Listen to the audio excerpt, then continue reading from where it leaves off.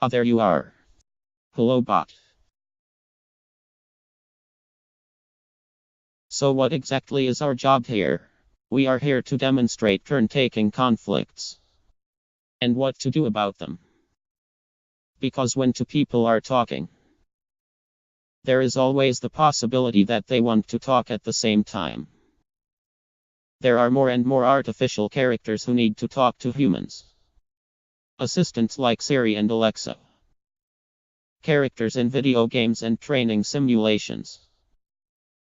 Social robots in public places and private homes. But there are already simple rules to follow when talking to humans. First, the human talks. Then the agent talks. Sure. Those are comparatively easy to implement. But in reality, it is not that simple. Sometimes it is difficult to detect when the human stopped speaking. And when they do, it could mean that they just need to think about how they want to continue. I see. And then it would be rude to interrupt them. Well, then the agent just needs to wait longer to be sure. It could wait. But that would slow the whole interaction down. Okay.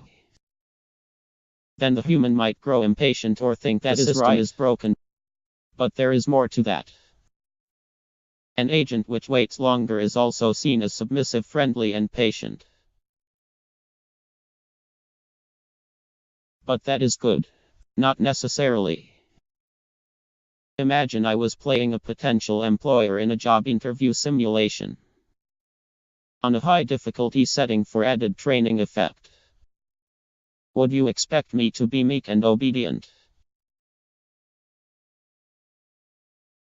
That would not make much sense.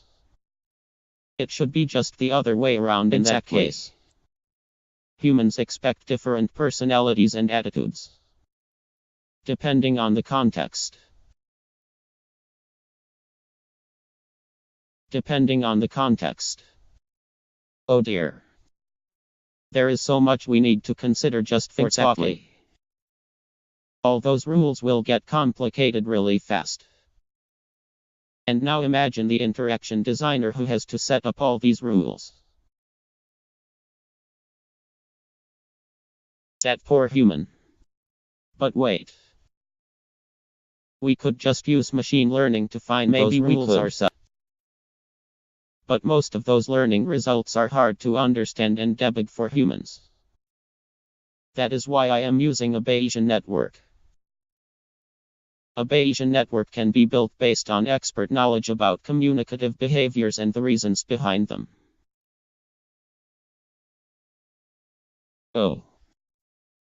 You mean psychological theories and the like? Yes. The causal relationships can be used to build the network structure. I see.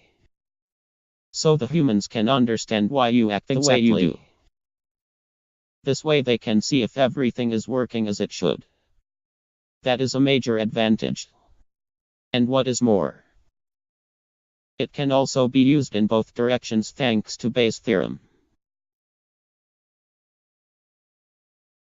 You mean it can not only generate behavior for us, it can also infer the human's intentions from their actions.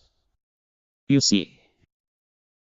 If we know that humans are likely pausing for thought when they look in a certain direction, then we also know that we should look in that direction to show that we are busy thinking. And thanks to the probability distributions, this even works when we are uncertain about some situational variables. It even works when we are not sure about the world state. That is certainly useful. But how exactly do we know when to react and when to wait? In fact, I am using an influence diagram right now. That is a Bayesian network augmented with decision nodes and utilities for various decision outcomes. You mean like costs and benefits for possible actions? That is exactly what I mean.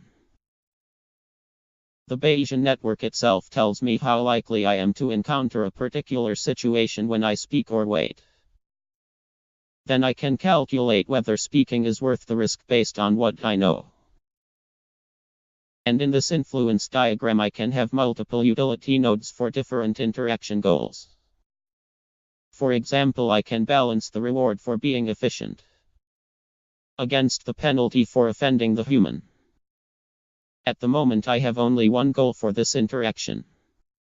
After all, this is the first working prototype, and we are only testing the fundamental approach now. The other goals will be added later. The same goes for other modalities such as gaze. A proper gaze model will be included in the second prototype of this system. Alright. Now I have one more question. What do you want to know? Why are you talking to me and not to some human? Because right now you are playing the human for me. Whenever you talk, it looks to me like I was detecting voice activity from a human. That way our developer can test my computational model without interference from sensor noise or unexpected human behavior. Oh, you mean I act in a reproducible way? Yes. And you can be configured to present me with different personalities as well. This way I am confronted with different patterns of overlapping speech. The difference in my behavior is most notable when there are conflicts between our intentions. Oh, I see. You cannot react to overlaps if I never dare to talk over you. Okay. Wait. Does this mean we have to go through this whole discussion again? I am sorry. I will see you in the next configuration. Oh joy. Well then. Until next time.